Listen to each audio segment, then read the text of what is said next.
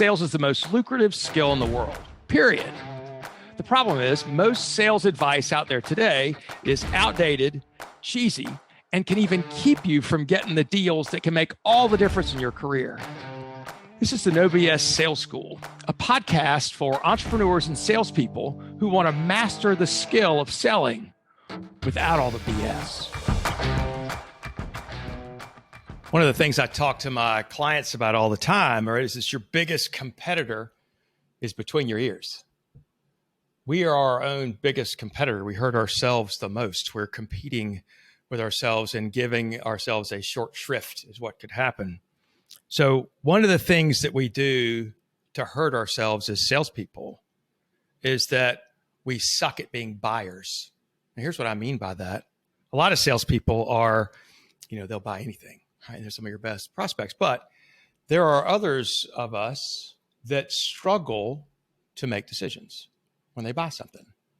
For example, if they were to go out and buy, a refrigerator or a dishwasher or whatever else, they might spend a couple of hours on the internet looking at what's right and wrong and which ones they want and why that makes sense. And they might go to 2 or 3 stores and try and find the best deal and then come back and order off Amazon, which is, I guess that's fine if you're a buyer. Or they say, I'm not going to make decisions like that without sleeping on it, taking their time. And so that's maybe makes you a great buyer. Maybe that makes you super, you get great deals all the time. The problem with that, if there is a problem with that, is that we all believe that other people in the world are either like us or should be like us. Wouldn't the world be a better place if everybody was more like me? Ha! So think about that. If you're somebody that has to do a whole lot of research before you buy something, or you have to sleep on it before you spend more than $6, or you don't ever make decisions on the spot, you're going to think that maybe that not only is that the right way, but that other people ought to do that too.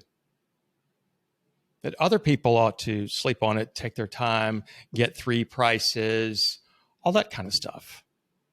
Right? And so if that's your belief about yourself, maybe consciously, maybe subconsciously, you are going to tell your prospects, hey, sleep on it. Don't make that decision today. You should go out and talk to other people, right? It makes sense that you'd want to get 5 other prices before buying from me, right? Here's the thing. You as a salesperson who struggles to make decisions or sees a decision, purchase of $100,000 or $500,000 or $5 million as a super huge deal that you might need yourself months to think about. Here's what I would tell you. Get out of the fucking way. Who are we supposed to be calling on? What's their title? Every one of us? Decision makers. What's their job? Make decisions, right? And so every time we have a meeting with somebody, a sales call with somebody, whatever, set it up at the beginning for what decision y'all are going to decide yes or no to at the end. It's perfectly normal for somebody to be able to say yes or no to something at the end of a meeting. Why the hell else would you meet? Right? If you need to make a decision, then meet to do that. So when instead of you saying, well, gosh, this is a big deal and it makes perfect sense, I'd want to think about this too. When somebody says that, that is a decision in itself. The decision not to make a decision is a decision. I know it sounds complicated. It's really not. So your chances of closing a deal that end with, let me think about it, I'll call you tomorrow, or they leave without telling you yes or no, your chances of closing that just drop 75%. Here's the problem, okay? So it is what it is. People are going to buy or they're not. Some will, some won't. So what? Who's next?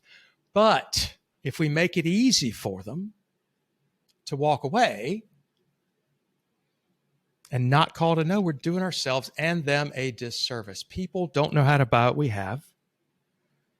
Their default mechanism, right, is get 3 prices. Their default mechanism is got to do my research. But suppose that wasn't your default. Suppose your default belief was, I'm going to find somebody I trust to help me make a decision. I know what kind of budget I can spend, and I'm prepared to make a decision to take a step forward or not. So think about this. Let's pretend you're going to buy a car, right? Good luck. But you go out today and you say, all right, I'm going to buy a certain, type of car, and I've got a budget of X amount of money. And you look around and you say, okay, there is a dealership that I trust. So I'm going to go to that dealership. I'm going to find a car that I like, and I'm going to buy it. I'm not going to, maybe you negotiate with the seller, right? But this thing driving around for a couple of days to different dealership lots and this kind of stuff so you can save $500, what's your time worth? What does it cost you to dick around like that and take your emotional time to go look for some place that's $500 cheaper, you hope? In fact, it may not be at all. How much time would you have saved if you found somebody you trusted and said, please help me with this?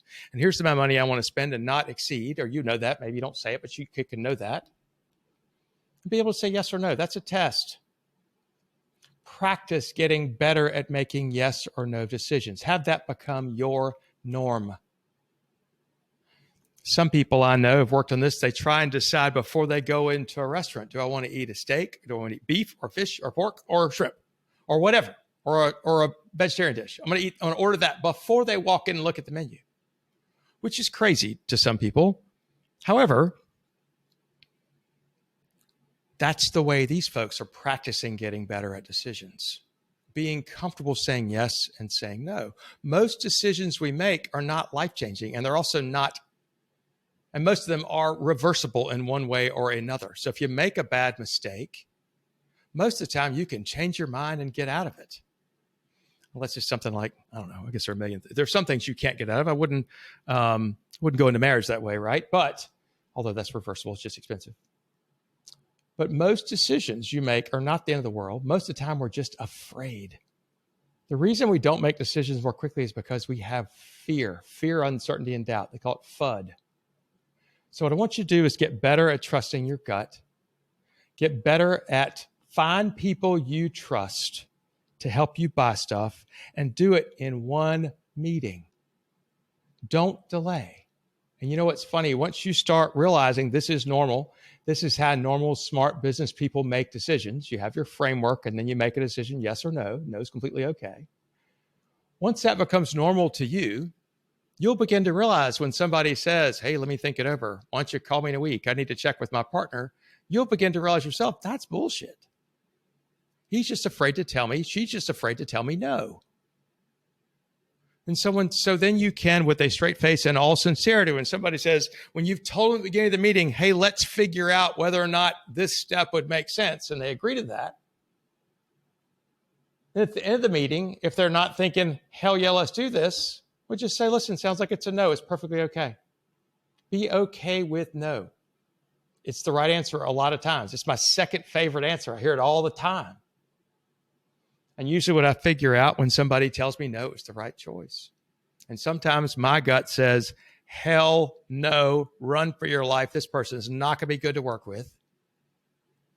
Ever happened to you before? You saw the red. People will show you who they are in the sales call.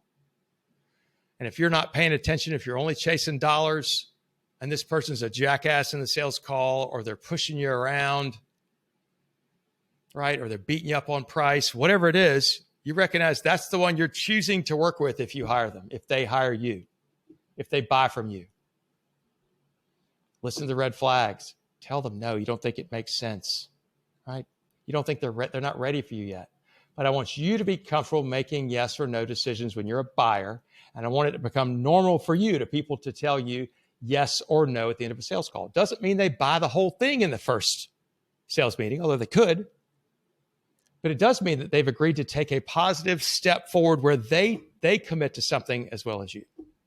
I'm Walker McKay with No BS Sales. If you'd like to learn more about this and what we do at No BS Sales School and how we help people in businesses probably like yours, chances are I've already worked with one or more of your competitors, maybe working with them right now. Wouldn't you want to know what they're learning? reach out to me, Walker at walkermckay.com. Happy to have a conversation with you. Doesn't necessarily mean we'll work together, but maybe I just meet somebody that I like and know. If we meet somebody, we figure out it's never going to be the right time. Either way, worth the conversation, worth it to me. Walker at walkermckay.com. Thanks for listening. Share this with somebody else who needs to hear it. Thanks, Pat. Thanks for listening to the OBS Sales School podcast. If you haven't already, please take 1 minute to write a quick review for the show. It really does make a huge difference. Also, subscribe to the show and please forward this episode to somebody else who needs to hear it.